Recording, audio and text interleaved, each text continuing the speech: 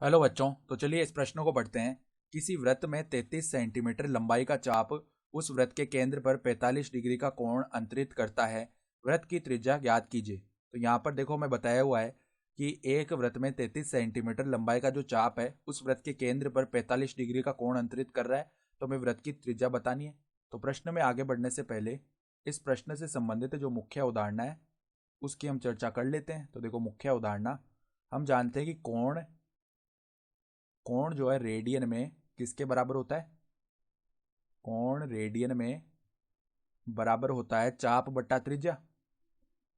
चाप बट्टा में त्रिज्या इसके बराबर होता है। तो यहां पर देखो हमें क्या दिया हुआ है कि एक वृत्त है।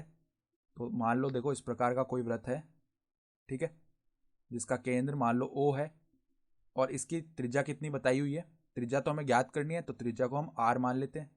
तो ये भी R हो जाएगी और ये भी R हो गई। और यहाँ पर मान लो कोई चाप है AB। इस चाप की लंबाई हमें दी हुई है 33 सेंटीमीटर है। तो 33 सेंटीमीटर लंबाई का चाप है ये वृत्त के केंद्र पर जो कोण अंतरित कर रहा है वो भी हमें बताया हुआ है, थीटा। थीटा का मान देखो सवाल में कितना दिया हुआ है हमें, यहाँ पर 45 डिग्री दिया हुआ है। तो थीटा बराबर में है 45 डिग्री, ठीक है। तो अब इसको पहले क्या करते हैं, रेडियन में बदल लेते हैं। तो 45 डिग्री को रेडियन में कैसे बदलेंगे हम, यहाँ पर पाई बट्टा 180 से गुणा करना पड़ता है रेडियन में बदलने के लिए। तो पाई बट्टा 180 इतना रेडियन हो जाएगा, ठीक है। तो अब देखो ये कितना बन गया, पाई बट्टा 4 रेडियन, इतना आ गया हमारा कोण। अब हमें त्रिज्या ज्ञात करनी है और जो ए बी चाप की लंबाई है, ठीक है, ए बी चाप की लंबाई हमारी कितनी है, ए बी चाप की लंबाई हमारे पास में है 33 सेंटीमीटर। तो ये है 33 सेंटीमीटर। तो अब देखो इस सूत्र में मान रख देते तो कोण का मान कितना है, पाई बट्टा 4।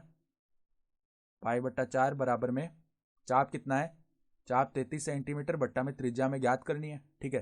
तो यहाँ से अगर हम आर का मान ज्ञात करेंगे तो वो क्या आ जाएगा, 4 गुणा 33 बट्टा में पाई के बराबर, पाई का मान होता है 22/7। तो यहाँ पे 22/7 रख दिया। तो अब 11 से विभाजन करेंगे तो 22 तो 2 बार और 33 हो जाएगा 3 बार। फिर 2 से विभाजन करेंगे तो 4 2 बार हो जाएगा, ठीक है। तो 2 3 6 और 6 7 42। तो 42 सेंटीमीटर ये आ जाएगी त्रिज्या, ठीक है। और 42 सेंटीमीटर ये हमारा उत्तर हो गया, ठीक है। तो आशा करता हूँ कि आपको ये प्रश्न समझ में आया होगा। धन्यवाद।